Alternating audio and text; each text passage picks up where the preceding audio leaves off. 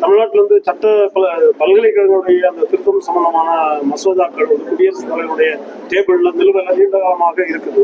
அவங்க இன்னும் கையெழுத்து போடாம இருக்கிறாங்க. இந்த விவகாரத்தை நீங்க எப்படி பாருங்க? அதெல்லாம் ஆளுநருக்குள்ள கடமையை அவங்க செய்யல, இந்திய அரசியலமைப்பு சட்டத்துப்படி நடக்கல அப்படிங்கறதான குற்றச்சாட்டு. அதுதான் நம்ம தொடர்ந்து அரசும் நம்மளும் வலியுறுத்திட்டு இருக்கோம். அதனால்தான் நம்முடைய மாண்புமிகு முதல்வர் அவர்கள் பல முறை சொல்லி பார்த்துருந்தான். ஆளுநர் வந்து இப்போ வந்து தமிழ்நாடு தான் சிறந்த மாநிலம், பெண்களுக்கு பாதுகாப்பா இருக்குன்னு சொல்லியிருக்காரு. இது வந்து நீதிமன்றத்தோட நெருக்கடி காரணமா சொல்லியிருக்கலாமா? இல்ல, அவருக்கு தெரியும். இப்பமாவது 3 வருஷம் கழிச்சாது உண்மையை சொல்லியிருக்காரு. நன்றி. இதே போல பல உண்மைகளை சொல்லாம ஏத்து பேசிட்டு இருக்கிறாரு. அது வந்து அவர் வந்து தன்னை மாத்துக்கு முதல் புள்ளியாட்டி இதை வச்சுக்கிட்டா இதுல இருந்தே எல்லாம் என்ன ஆளுநருக்குள்ள கடமை இந்திய அரசியலமைப்பு சட்டப்படி செய்வார்னு நம்புகிறோம்.